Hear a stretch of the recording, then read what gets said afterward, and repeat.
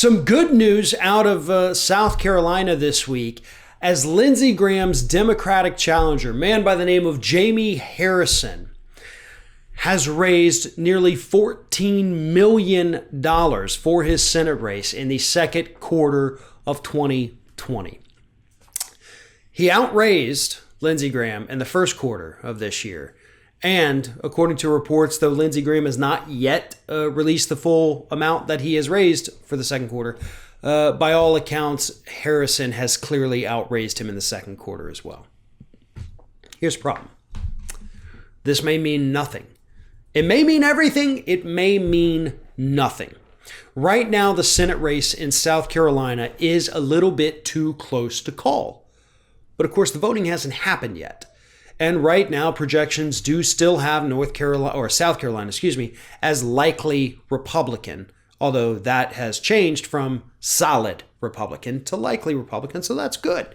You know, Harrison is catching up to Lindsey Graham in the polls. Lindsey Graham is universally hated across this country, but maybe not so much so in South Carolina itself. What we could, and this is the depressing part, what we could end up seeing happen in South Carolina is a repeat of what happened in Texas with Beto O'Rourke. Ted Cruz is also a universally hated figure, but not necessarily in his home state. And that's why a lot of the money that Beto O'Rourke was able to raise, tens and tens of millions of dollars each quarter, wasn't from people in Texas. You know, you had a lot of Hollywood liberals, as Ted Cruz said, pouring money in there, and that's true. You had small donors from all over the country sending money to Beto O'Rourke, hoping that he would be able to take out Ted Cruz, one of the more disgusting Republicans in the Senate. And ultimately, he came close. He came closer than anybody could have imagined. But he wasn't able to seal the deal. And I hope that's not what we're looking at in South Carolina. I like Jaime Harrison. I would love to see Jaime Harrison, an African-American man, become the next senator from the state of South Carolina. That would be a huge step forward for South Carolina. And I would love to see it happen.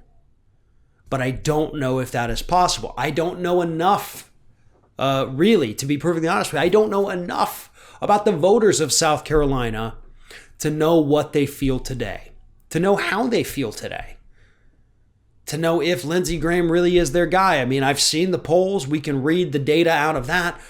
But without actually being there, being on the ground there and talking to these people, it's kind of hard to get a real gauge on that. Because South Carolina does not necessarily face the same issues that Texas does.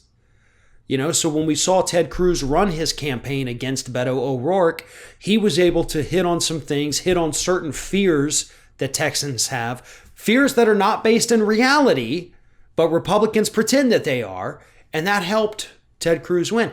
South Carolina, a different set, right?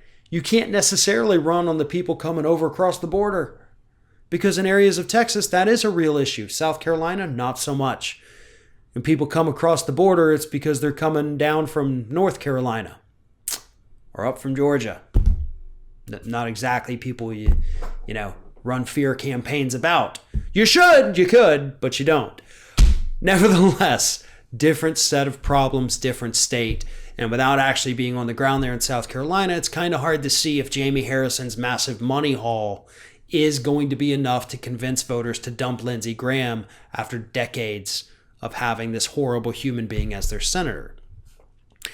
What Harrison needs to continue to do is hit on the fact that Lindsey Graham has done nothing for the state. That Lindsey Graham is only out there to support Lindsey Graham. That Lindsey Graham only cares about advancing his own selfish interests. That Lindsey Graham is a flip-flopper who sold out his best friend John McCain just to get closer to the President of the United States. Those are things that will resonate with South Carolina voters.